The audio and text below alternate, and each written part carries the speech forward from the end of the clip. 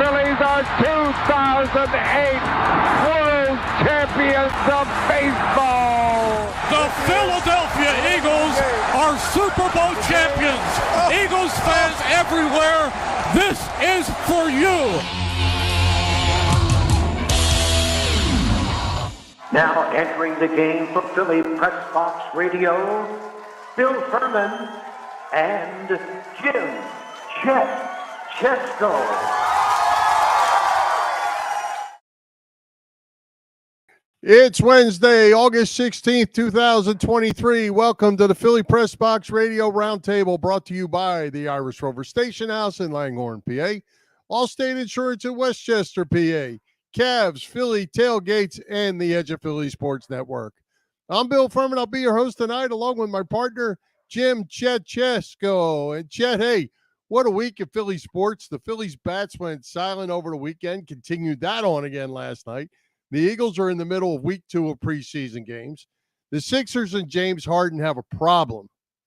And some guy named Messi was playing against the Union at Subaru Park last night. Yeah, that's soccer, Chet. We're going to talk some soccer for the first time.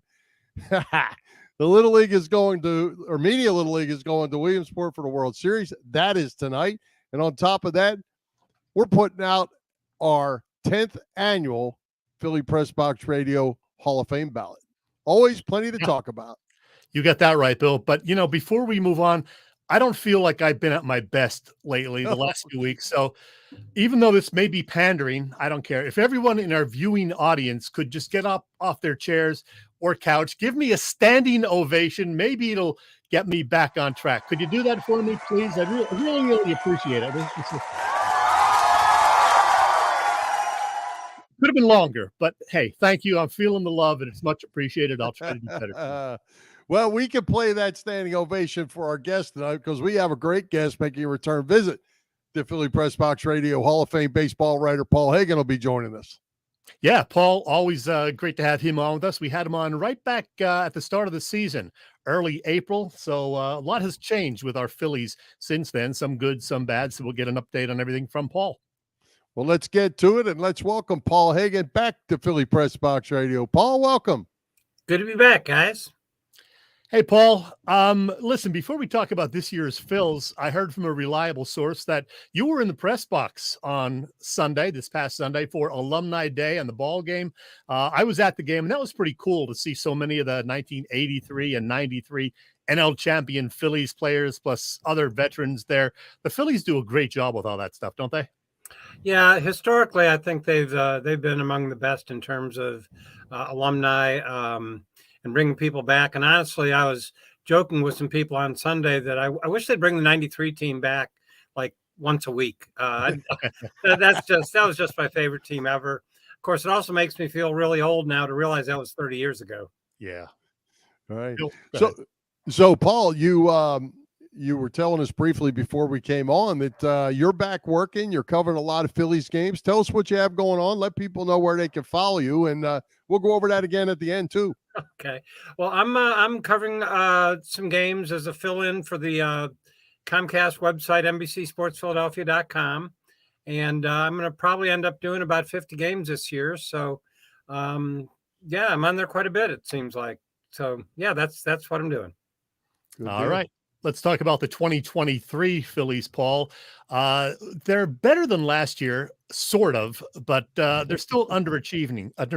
As we look at the updated wild card standings, they are, as of right now, a game and a half ahead of San Francisco. They are in the top wild card spot. The Giants lost again today. That is updated right there. So nobody looks like they really won it right now. Look at those last 10 games records. Nobody is, going crazy.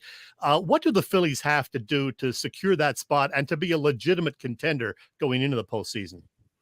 Well, I think, first of all, I think we're all a little guilty of maybe underestimating what they've done after their start. There was a stat, I think it was last week, that in their last 60 games, they were 40-20, which was one of the best records in baseball. So, yeah, they got off to a much slower start than we would have expected and hoped. But I think they've actually been better lately. Of course, they got Harper back since the start of the season. They've had other things go right, go wrong. But what they have to do is score runs. Their pitching is not great, but it's good enough to keep them in games most of the time. The last homestand, they scored 60 runs and had 21 homers in the first 8 games. And then they had 1 run in the last 2 games and batted .212 as a team. So clearly, this is a team that's built to score runs.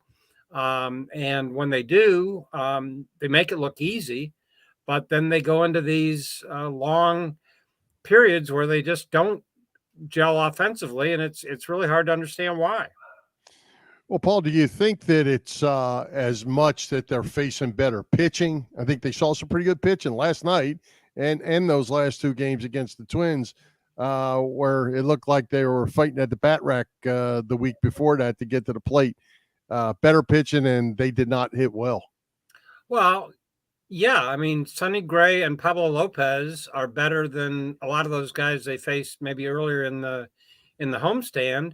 But this is a team with hopes and aspirations of going deep into the playoffs, and maybe even winning the World Series this year.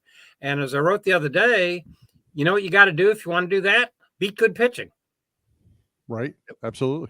That's for sure. Hey, every time we have a baseball guy on, Bill asks the question, but I'm going to get to it before he does this week. And it's about our leadoff hitter, Kyle Schwarber. Bill hates that he is up there hitting 181, striking out 212 times this season. What is your take on it? Should he stay there? I know the numbers say they win more when he's there, but what is your take on the Schwarber leadoff thing, Paul? It's funny. I had a conversation with Dave Smith recently, and Dave is the founder of retrosheet.org, which eventually merged with baseballreference.com. So he is very much a saber-minded guy. And I posed the question to him, is there any way of proving sabermetrically, do the Phillies win with Schwarber leading off because of him or despite of him? And Dave put some numbers together, and frankly, it didn't really answer the question one way or the other. I think that 15, 20 years ago, this would have been impossible to defend because the game was different. But with such a premium on home runs now, I guess you can justify it. I guess my biggest thing is, yes, if he hits a home run to lead off the game, then yeah, that's great. You're up by a run if you're on the road at least, or maybe if you're at home. And that's great. You like to get the lead. When you play from ahead as opposed to behind, it's a better thing. But you only do that once in a game. Once the game starts, your leadoff hitter may not lead off another inning the whole game. And Rob Thompson's only answer seems to be, well, it works. And again, I don't know whether it works because of him or despite him. I just don't know. Yeah. Yeah. Well, and you mentioned Rob Thompson. I am not one that is just all in love with Rob Thompson. I think there's some things that he has either really been lucky or he's really, really good. Last night, he was really not good in the fact that Schwarber just struck out to make the last out, his third strikeout of the game, puts him out in left field for him to, they didn't give him an error, make an error that ends up being the winning run. Why are you not making a defensive switch there? Because he's probably not batting again unless it gets to the 11th or 12th inning. I just don't understand some of the moves Rob Thompson makes, and that's the latest. Well, I think we all like to manage along, from the press box or home. And, fortunately, a lot of times those of us who cover the games are in a position to be able to ask the question. Now, whether the answer we get is very satisfactory or not is something different. Right. I was not there last night, obviously in Toronto, so I didn't get a chance to ask that question. But I think that's a really good question. I do think they really we live in an era. It's not quite as bad as the NBA in terms of catering to the players, but Kyle Schwarber leads off, I think, in a lot of ways because he likes to lead off. So they let him lead off. I assume he didn't want to come out of the game, so he didn't come out of the game. I think the game has changed a lot that way. I do think that I don't think he's as bad a left fielder as he is given credit for. I remember when he made that really bad play a few weeks ago, he basically dropped a line drive, hit right at him, that in the next 3 or 4 games, he made 3 or 4 really nice plays out in left field. So I think we notice it more when he makes a mistake. I'm not saying he's good. I think in my mind, and I think in everybody's mind, he's a DH, but the Phillies have a situation right now because Harper can't play in the field, or he can't play in the outfield, and he can apparently only play first base for a while, and then he needs DH for a while. Yeah. So, it's a little bit of a situation, but as I always point out to people, over the years, back in the day, the Phillies won a lot of games with Greg Luzinski and Lonnie Skate Smith in left field. Yeah. Yep. Oh, hey, Bill, message to you. Be nice to Rob Thompson. Today is his 60th birthday, okay? So give the guy a break, will you? Happy birthday, Topper. All right, now. Don't do anything dumb tonight. Well, we have Aaron Nola on the mound for the Phils tonight, and I want to talk about the pitching rotation. They're using a 6-man rotation right now. Who are the 4 guys who are going to be in the rotation in the postseason, Paul? I don't know because we still got 5-6 weeks. Yeah. I think a lot can change between now and then. I think one thing we need to figure out is if extra rest is going to help Taijuan Walker get his fastball back. If it doesn't, then I think it's going to be really hard to include him in the postseason rotation. I think Nola, if there's any possible way, because he has postseason experience, he does have the pedigree in this city. I think that he will get every opportunity to be in. Wheeler, I would think, of course, unless last year he had I believe it was shoulder issues down the stretch. But if that doesn't, he threw well enough last night. So I would say Wheeler and Nola probably. And after that, Ranger Suarez looked like he was dropping off a little bit. His last start looked good. I think he has to pitch his way into it, but you also want a left-hander in the rotation. So I would think Ranger Suarez would probably be a pretty good guess at this point, several weeks out. And then we'll just sort of see where it goes from there with the other guys. Lorenzen, I would assume, would be the 4th then. Yeah. Although I do know they are concerned about the number of innings he's pitched. So I don't know how that would play into it either. And, they have said they like guys who can relieve and start, and Lorenzen probably has more relief experience than anybody else in the rotation right now. Well, he's gotten a rest right now. He pitched the no-hitter last Wednesday. He's not going to pitch again until Friday. So yeah, well, there was a kind of a fluke in the schedule that Right. allowed them to do days. that. But hopefully that'll help. Hey, Paul, let's talk about the bullpen a minute. Kimbrel was really good for a long time. He struggled a little bit lately. Sir Anthony's struggling a little bit. Alvarado should come back and certainly give him a boost. Strom has pitched pretty well. Can this bullpen hold together if they've got to go out and get the 6th, 7th, 8th, and 9th inning every night down the stretch?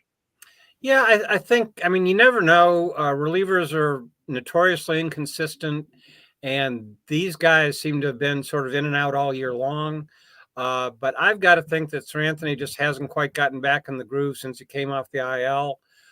Kimbrel, if you'll remember, there was some thought that he might be tipping his pitches, and I think he's thrown a little bit better his last couple times out. As you said, Alvarado, if they can keep him healthy, hit a 1.36 or 1.38 ERA before he went on the IL for the second time this year. So I certainly think, and they have some depth too. So I think that honestly, of all the aspects of it, I think I would probably worry about the bullpen the least of all. The offense has been so inconsistent. I'm a little concerned about the starters just because they don't seem to have a real number one, and they do have. Nola, the last couple of years has not had great Septembers, and Wheeler had the shoulder issues last year.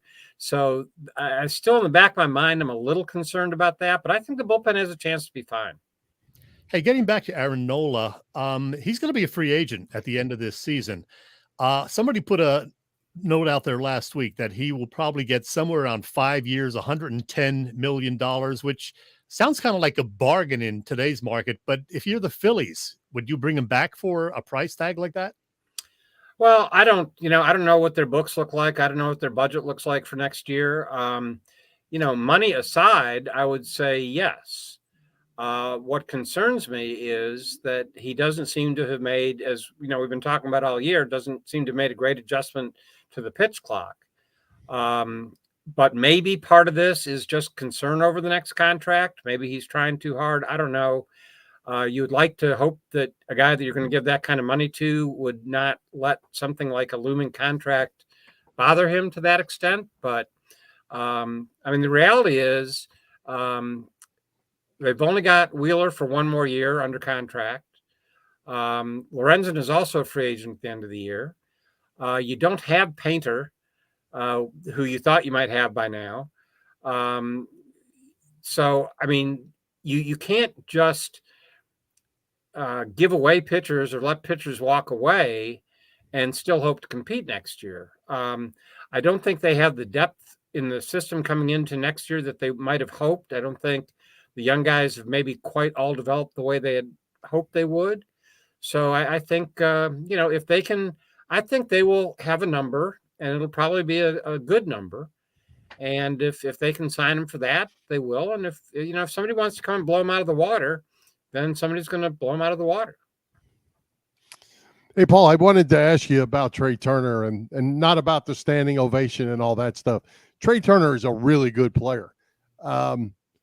What happens to a guy that all of a sudden he becomes kind of a bad player when he's a really, really good player?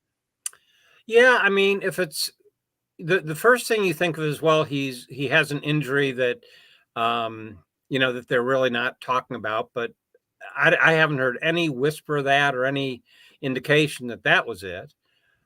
So then you go to, or at least in my mind, you go to, and I've seen this happen over and over. Here's a guy who gets a $300 million contract and now comes in, he's coming to a new team, and he feels like he's got to do more to justify the contract than he did to earn it in the first place. And that's just, it never works, especially in baseball. I think in a sport like football, you can fire yourself up and go hit somebody harder. But, in baseball, it just means you're going to overswing. You're going to be tight. You're not going to react as well. So my guess would be that he just was trying too hard to justify the contract, and maybe he's relaxed now. It certainly is coincidental that he went on that 10-game hitting streak right after the standing ovation. And I'll be honest, I was very skeptical about that it would really have any impact. I didn't think it was a bad idea, but I just didn't think it would help that much. But maybe it did. Hey, Bill, I'm going to give you the last question for Paul on the Phillies front, because I got one other thing I got to ask him about. So go ahead. All right. Okay. The other thing I wanted to ask you about, Paul, was Bryson Stott and Alec Boehm and Brandon Marsh. Can they build off of these three guys? They all look like they're going to be really good players. Brandon Marsh, I think, probably the biggest surprise, but Stott hitting 300 and he won't go away. Yeah, I think all three of those guys have done enough. There's no guarantees in baseball, but they've certainly done enough that if I'm building my team, I say these are guys that I expect to have in my lineup for the next 5, 6, 7 years. Yeah, they've been Absolutely. great. They've been terrific. All right, last thing, Paul. I don't know if you know this, but tomorrow happens to be Robert De Niro's 80th birthday, and he's one of my favorite actors. He's had a very long, incredible career. Now, I'm going to ask you, what are your 2 or 3 favorite De Niro performances? Not necessarily movie, but just performances by Robert De Niro. Okay, well, I loved him as Rupert Pupkin in King Comedy. Yep. I think Raging Bull was a fabulous performance. Right, I would probably tie that with Taxi Driver. I just think that intense character. So those would probably be the three if we're just talking about his performance. I also, though, as a baseball guy, would have to mention Bang the Drum Slowly. Yeah. And as a dishonorable mention, The Fan, which might be one of the worst movies I've ever seen, but it's got Jen Kruk in it, so it's got that going for it. Good stuff. I'm going to reveal mine later in the show, but you were pretty spot on. I feel very much the same about a lot of those performances. Thank you, Paul. Thank you. Well, hey, Paul, before we let you go, NBCPhilly.com under the Phillies is your writing pretty regular. Yep. I'm covering, I would say at least half the home games and some of the road games off TV. So it's NBC Sports Philadelphia. Fantastic. Awesome. Well, Paul, thanks for taking the time. We always enjoy it. And let's have some fun these final 40 games down the stretch. Sounds like a good idea. Let's do that. All right. Thanks buddy. Thank you. All right, Chet, we're nearing the end of the summer. Gas prices have gone up, up, up, up, up. It's time for you to save some money with Allstate's pay-as-you-go auto insurance. Yeah, that's right, Bill. Allstate's pay-as-you-go auto insurance puts you in control. You only pay for the miles you drive with the same full coverage that a traditional policy offers. Pay-per-mile insurance gives customers greater control of their insurance costs. See how much you can save with pay-per-mile car insurance by calling your local agent. In Westchester, Pennsylvania, that is Dave Lavoie. And by the way, in addition to auto insurance, Dave's Allstate office also offers home and renters insurance, life insurance, business insurance, and more. Allstate in Westchester. Call Dave Lavoie at 610-430-0700. Once again, 610-430-0700. Hey, and while you're out, Chet, tell us what's going on over at the Irish Rover Station House. Well, good times at the Irish Rover always, Bill. Some of the things you can look forward to at the Rover in Langhorne. Quizzo every Wednesday evening. Dinner specials Thursday through Sunday. Burger Wars every Thursday this month with the Rover chefs cooking up some tasty killer burgers. And, of course, always 24 beers on tap and a great bunch of beer tenders and wait staff at the Irish Rover. Yeah, we're still in the summer months, but the Rover has already set a date for the annual Oktoberfest Bash there, a terrific event. Every year, we'll tell you more about it in the weeks ahead, but make a note of the date. It is Saturday, September 30th, noon to 6 p.m. I will be there in the afternoon, September 30th. The Irish Rover is on Bellevue Avenue in Langhorne, and you can get more details on their website, that, of course, IrishRoverStationHouse.com. And, Bill, I'm going to play some music if I can figure out what I'm doing here with these buttons over here. And here we go. Hi, this is Ray Dinger, and it is always fun to talk sports with these two guys, Bill and Chet, on Philly Pressbox Radio. Well, hey, Chet. Thanks, Ray. We appreciate it. Chet, the Media Little League Baseball team is in Williamsport. They started tonight's game, 7 o'clock, same time we did. Pretty exciting for the locals, especially for those in Delco, including Broad Street bully Don Selesky, whose grandson is on that team. And you also probably saw where Nick Sirianni gave a little shout out to the Delco boys today as well. Did not know that, but yeah, it's pretty wild. They are playing their first game at Williamsport as we speak here on this Wednesday evening. You noted that. An incredible win last Friday by the Media Kids. A walk-off two-run homer in the bottom of the seventh. That was their first and only hit of the game. What a way to win it. Talk about drama. And in a coincidence, the Phillies will be in Williamsport this weekend to play the annual MLB game that they do up there, Williamsport, Sunday night against the Nats. So that, too, is going to be pretty cool. I was wondering if maybe they were going to let Schwarber get a couple ABs against the Little Leaguers, see if he can keep it one, see if he cannot strike out. Ouch! No, I'm just kidding. That was just for you. That one was just for you. Hey, but hey, it is great, and a lot of rallying around for the Philadelphia area and Delaware County area. A lot of cool shirts. Delco versus the world. I saw Sirianni had one on today, and his little piece that he did as well, and cool stuff. Best of luck to them. We are trying to reach out and get a hold of that Don Selesky, but we have not been able to do that right yet.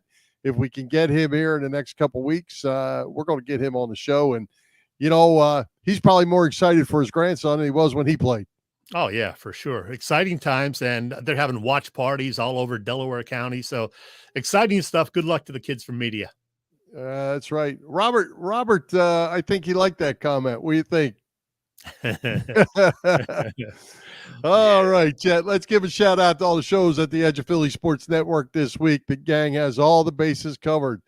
You can also catch all the action on www.eopsports.com as well as Edge of Philly Sports on YouTube. You can also find our show on Philly Pressbox Radio YouTube channel.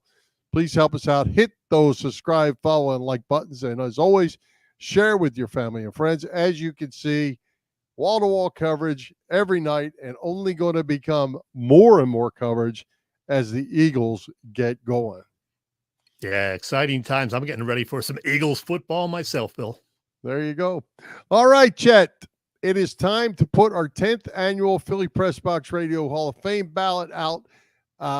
We will have voting for 2 weeks, and I got to admit, I am not ready, so we'll put it out tomorrow morning.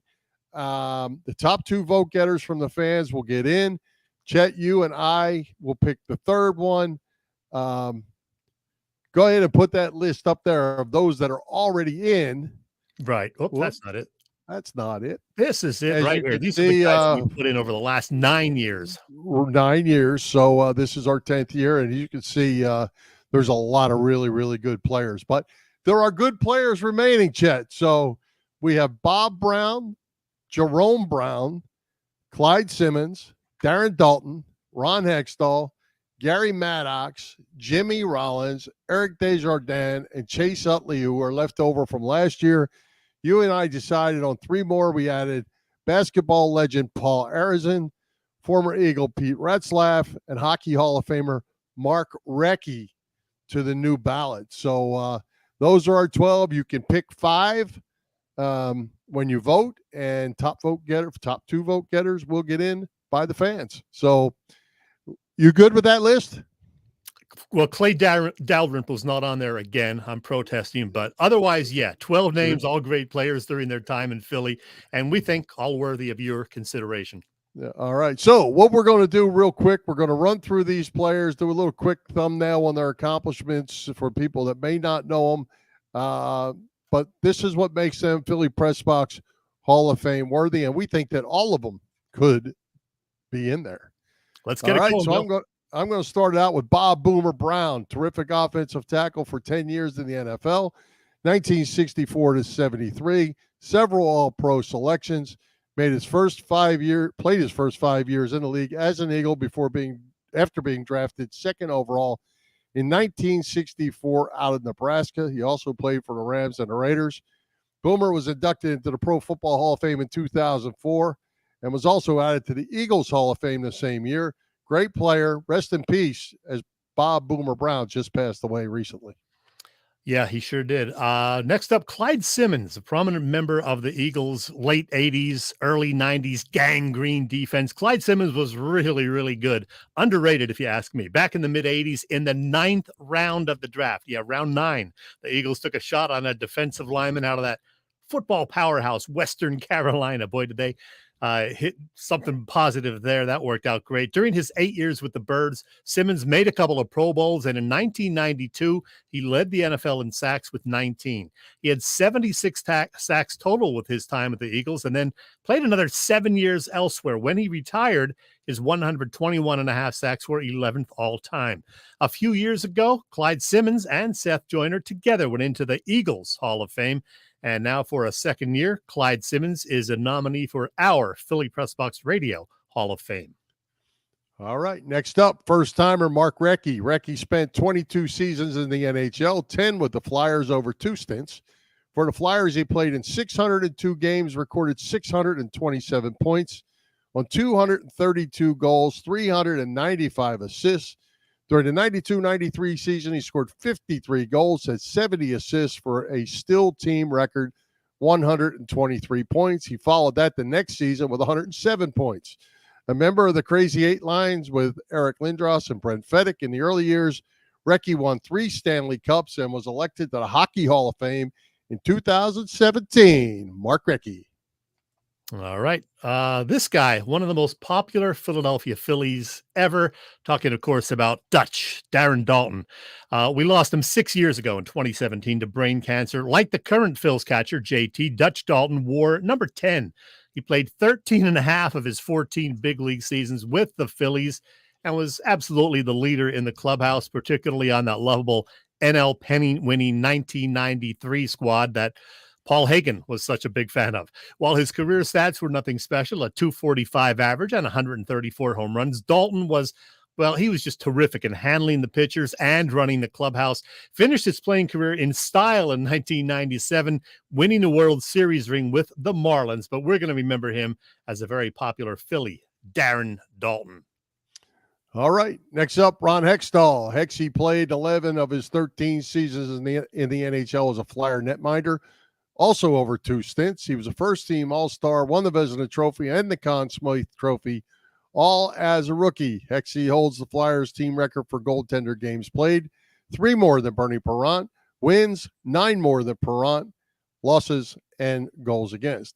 Hextall became the first NHL goaltender to score a goal by shooting the puck in the opponent's empty net against the Boston Bruins in the 87-88 season. The following season, he became the first goaltender to score in the playoffs by shooting the puck into the Washington Capitals empty net.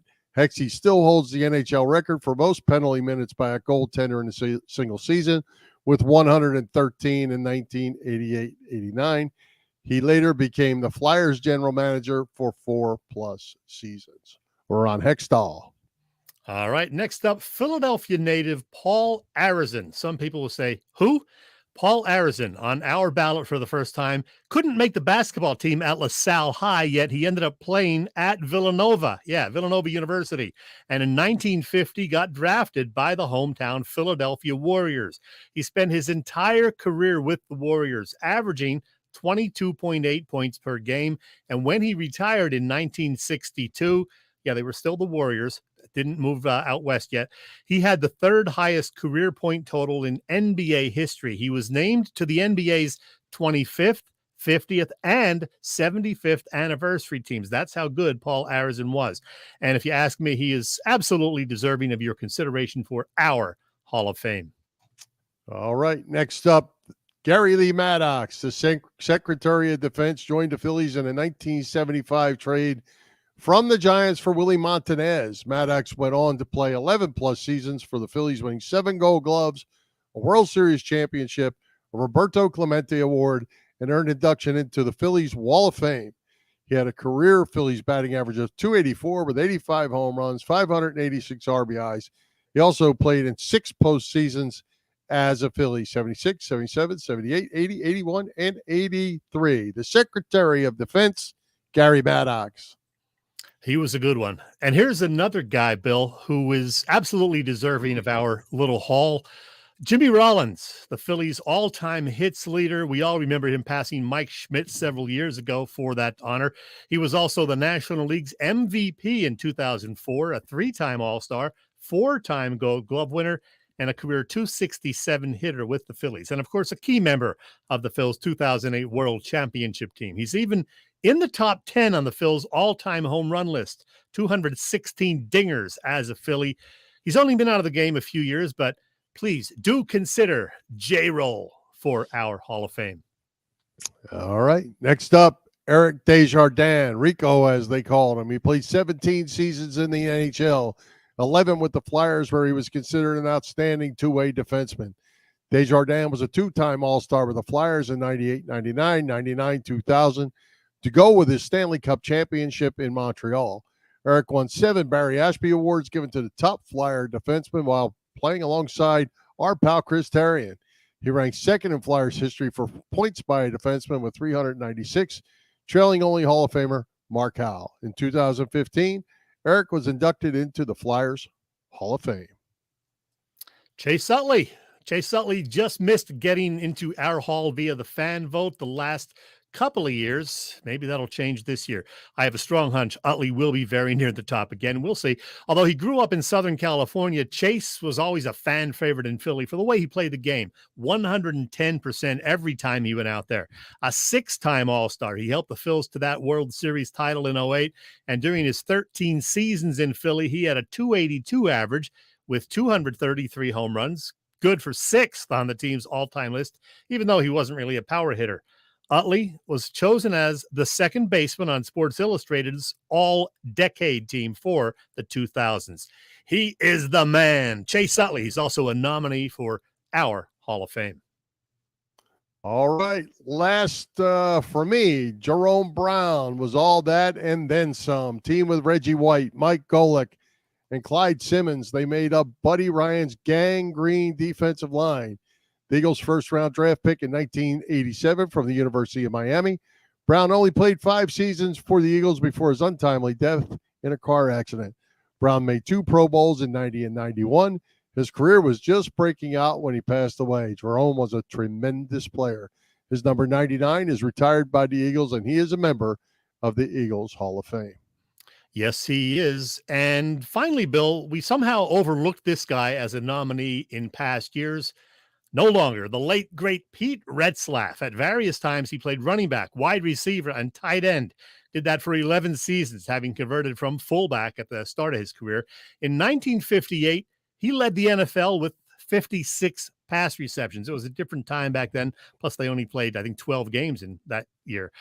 He went to the Pro Bowl 5 times. Twice was a first-team All-Pro, and he won the Burt Bell Award for NFL Player of the Year in 1965 when he caught 66 passes, including 10 touchdowns. He averaged about 16.5 yards per catch.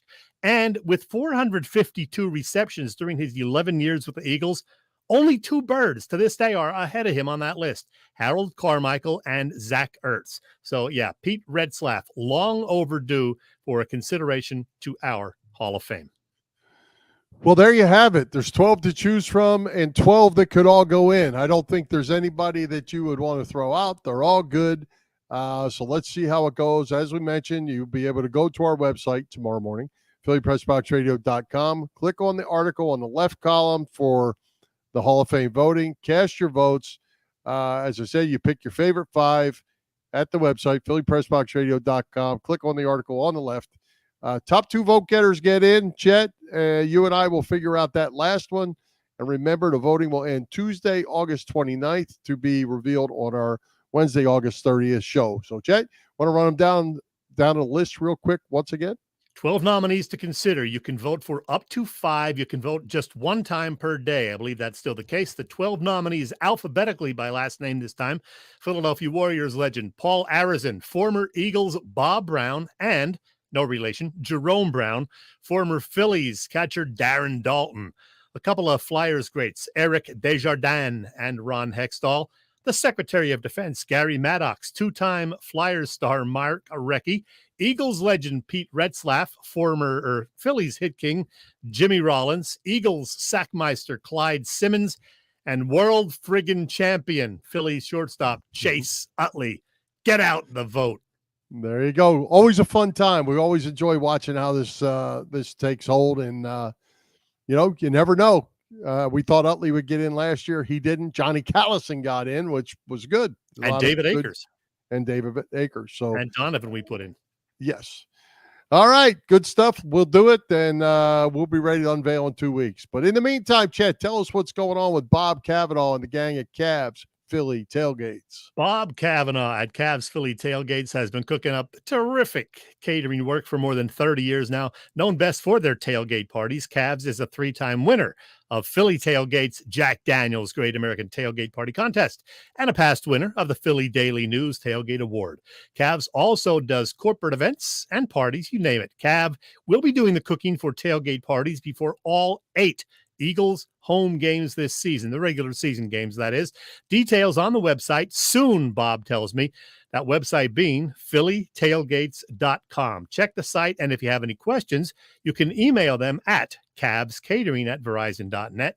Cavs Philly Tailgates is the way to go. And, you know this, Cav does a lot of work with the guys at Philly Sports Trips. And speaking of that. All right, guys. All right. Come on. All right, guys. If you're a Philly sports fan and you want to travel with your favorite team, then travel with the best. Go to phillysportstrips.com. They have self-travel packages and full travel packages available with round-trip flights from the Philadelphia airport. Packages include direct flights, 4-night stays, all-inclusive tailgate parties, lower-level group tickets. Whatever you want, you got it with phillysportstrips.com. If you want to travel to an upcoming Phillies game, make sure you check out Philly Sports Trips. And do not forget, Philly Sports Trips has all the away trips for the Eagles' upcoming 2023 season. Jump on it now, because you do not want to lose out on all these great opportunities. Go to phillysportstrips.com. One thing I can tell you, they do not have the New England game up for sale anymore because that is sold out. The opener up in Foxborough, that's completely full. So how about going to Tampa? Late September, you can go to Tampa with the gang from Philly. Monday Night Football in Tampa. Monday Night Football in Florida. Check the website again, phillysportstrips.com. Maybe they sold out because everybody wants to go see Ezekiel Elliott for the New England Patriots. How about that? Yeah, that's probably what it is. That's probably. Yeah, that's what I heard was that thinking. Tom Brady's going to be in the house that night too. Oh, yeah. Hey, Chet, Sixers have a real problem on their hands, my friend. James Harden's calling out Daryl Morey. He's not playing here. Fingers are being pointed. Joel Embiid has now emptied his Twitter account of anything Philadelphia, anything the process. This franchise is in trouble, pal. Oh, man. Yeah, Bill, all is not well in Sixerville. Harden calling Morey a liar. No response from the team yet. A couple of WIP hosts calling for Morey to be fired. It is a mess. I don't know how it's going to play out. I mean, yeah, we can say who to get the blame. I'm saying Harden because, you know, he shouldn't have opted in if he really wanted to go out, but he knew there weren't going to be any big offers. So whether Morey made a promise to him or not, I don't know. I don't really care anymore. I'm telling you right now, this may be the least excited I am going to be in going into a Sixers season in a lot of years because I'm not expecting much at all, no matter how this is resolved or if it isn't resolved. Well, what is the promise we were expecting here? Did he promise that he would sign and trade, or what? That had to be something to the effect of, you know, Morey saying, "I'll take care of you. Look, you opt in. I'll make sure I get you traded." But if they're only offering 3 cents on the dollar in a trade, I can't blame Morey for saying, no, I'm not going to do that. That would be stupid. So there's probably a lot of blame to go around both ways. But I mean, this is not the first time Harden has done this to a team. In fact, I think it's the third time he's done that to a team, basically screwed them over. So I'm going to put the blame on Harden. Morey hasn't been great either. A lot of people are saying, hey, he has certainly underachieved on his end. Sixers have not yet gotten past the second round, and they're not going to get past the second round next spring either. I'll tell you that right now. Yeah, and you know, I always know it sounds like I'm piling on Embiid. Mind your own business, Joel. Stay off of Twitter. Don't just mind your own business. Let this thing find its way. You get healthy and you plan on trying to win us a championship. Just stay out of everybody else's stuff. Yeah, that would be nice. But, you know, Joel just can't do that. He used to call himself Joel the Troll. I think he dropped that from his Twitter profile now. But it's just a mess, as you said, Bill. And I can't wait till it's resolved somehow, but I just don't know how it's going to be resolved well in a way that's going to really help the Sixers. It's just going to be a long season, I fear.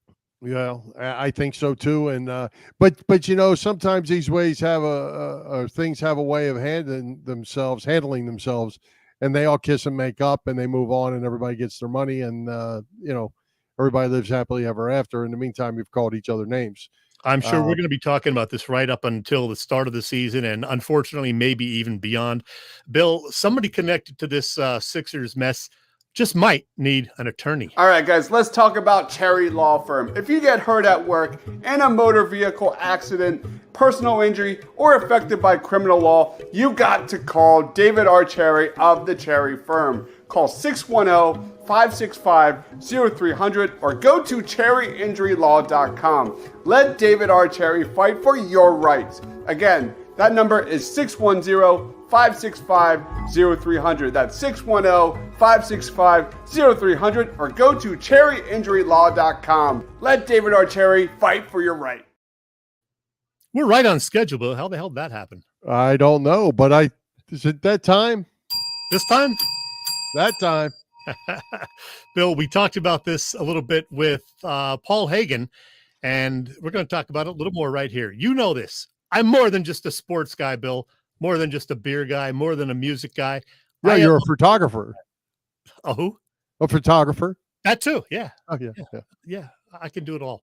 I am a movie guy, and a Hollywood legend is celebrating a milestone birthday tomorrow, Thursday. So, Bill, with that in mind, I give you this. Hard to believe both of these facts. Robert De Niro is 80 years old this weekend. Even scarier, I've been watching his films for 50 years, a half century almost exactly, as a matter of fact.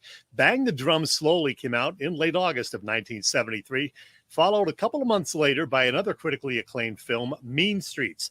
This then teenager loved both of those flicks, watched the latter one several times in the early days of HBO.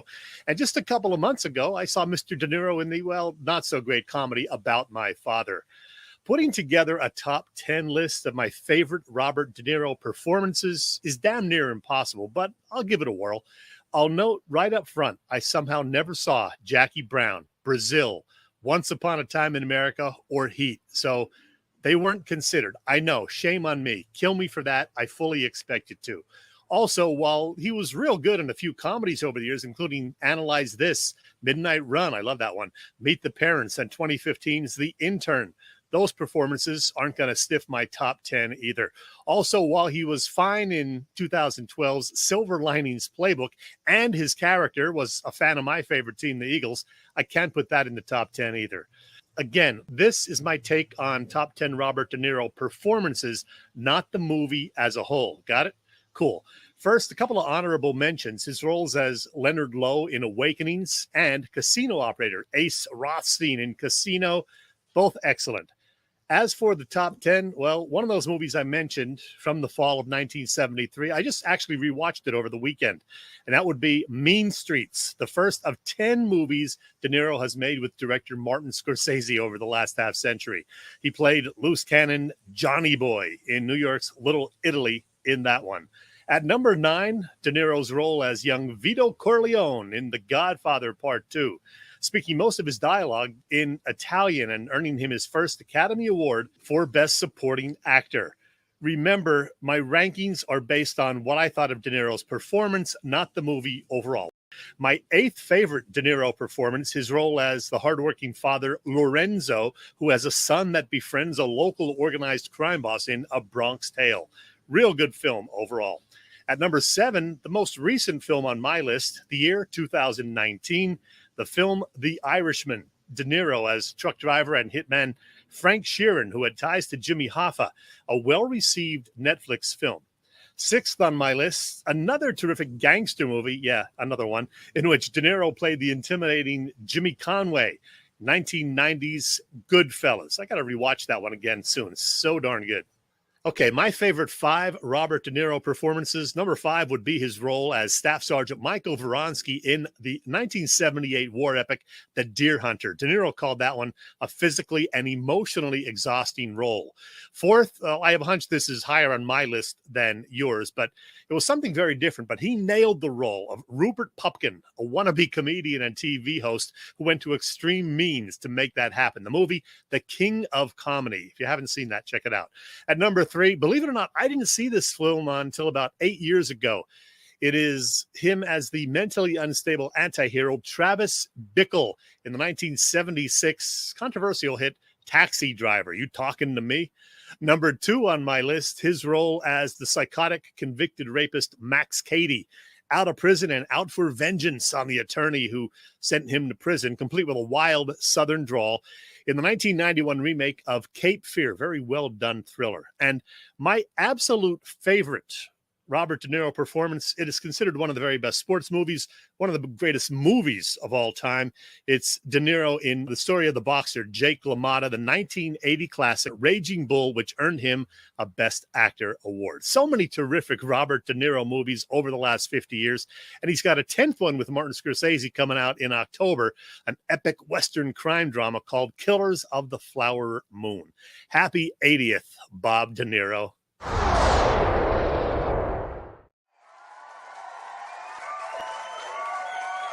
Pretty nice list. Oh, so you're cheering yourself. The fans loved it. Yeah. Well, I'll give you that it was a very good list, and Raging Bull was really special.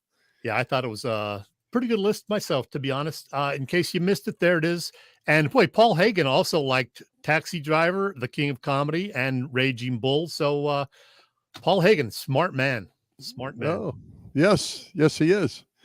All right, Chet. Lionel Messi, the greatest soccer player in the world, came to Chester to play the Union at Subaru Park, and he did not disappoint. His Miami team spanked the Union, but man, what a crowd and what excitement in Chester, PA. Yeah, Messi mania. I saw the highlights on the news. Looked like an amazing atmosphere. And boy, Messi has been amazing since joining Inter Miami, scoring goals, I think, in every match that he's played in, including the 4-1 thrashing of the Union last night. Miami hasn't lost since he joined them. He's been, everything as advertised, and certainly has done a lot for that league. Yeah, absolutely. Hey, there was a lot of talk that they could have moved that game to the link, and instead of getting that 9,000 or whatever Subaru Park calls, they could have probably put 40 or 50,000 in that stadium. I don't know why they did not do that. Seems like would have been a probably pretty big business move, and a lot of people would have gone to that game if they knew they could get tickets. And the aftermarket on them was crazy. Yeah, I'm sure. Full house, and it was a great atmosphere. I knew some people who went there said it was a lot of fun. So did you watch some of it? Because you have access to whatever the hell was on Apple Plus. I did. I did not see the very beginning of it, but then I watched the rest of the first half. It was 3-0 at the half, and then I turned it off. Messi had scored, and it was pretty dominating by Miami at that point. So there was no reason to watch anymore, but yeah, I did actually watch some of it. It's a shame it wasn't on regular TV, especially in the Philly area, for the people who couldn't get one of the 9,000 tickets or don't have the Apple TV Plus MLS package or whatever it is. So, right. Oh, well. Yep. But cool event, for the people that got to see him, and that he got to come to Philadelphia is cool in its own self. Yeah. Great night. All right. Hey, great guest tonight at Paul Hagen. Who do we have coming to Philly Press Box Radio next week? Bill, we haven't had a first-timer in a little while, but that's going to change next week. A first-time visitor to join us to talk Eagles and Sixers. He happens to be the managing editor of the Philly Sports Network and a co-host of the Flippin' the Birds podcast, a very knowledgeable Philly sports guy by the name of Brian Cameron. We look forward to welcoming him and chatting with him. So Brian Cameron, a first-time visitor to our show. And Bill, I'm going to warn you now, I will also likely have a taped interview with someone about something totally different for our show next week, but I'm going to keep you in suspense, and you're going to be a little nervous about it. Always. Hey, but here's what I'm not surprised at. Schwarber has struck out for a second time. Thank you, PJ. He's on fire. He is on fire. Oh, my goodness. Hey, Chet, we're almost out of time. We still haven't talked the Eagles. Quick takeaway from the preseason game against the Ravens. Anything stick out to you in that game? First of all, what's with the Ravens making sure they win every freaking preseason game? 24 in a row now. Yeah. Is it really that important, Jim Harbaugh? Come on, man. Okay, what's John Harbaugh? Jim Harbaugh is the cheater in Michigan. John Harbaugh. That's right. Yeah. I get my Harbaughs mixed up. You are correct, sir. DeAndre Swift, 1 carry, ran for like 20 yards, put some moves on, looked good. I heard he's been doing that at practice this week, the joint practice with Cleveland. So DeAndre Swift looking good. Also, I like the number 0 First time we're seeing that on a player. I like it. It looks cool. He and Tyrese Maxey, my two favorite number 0 players.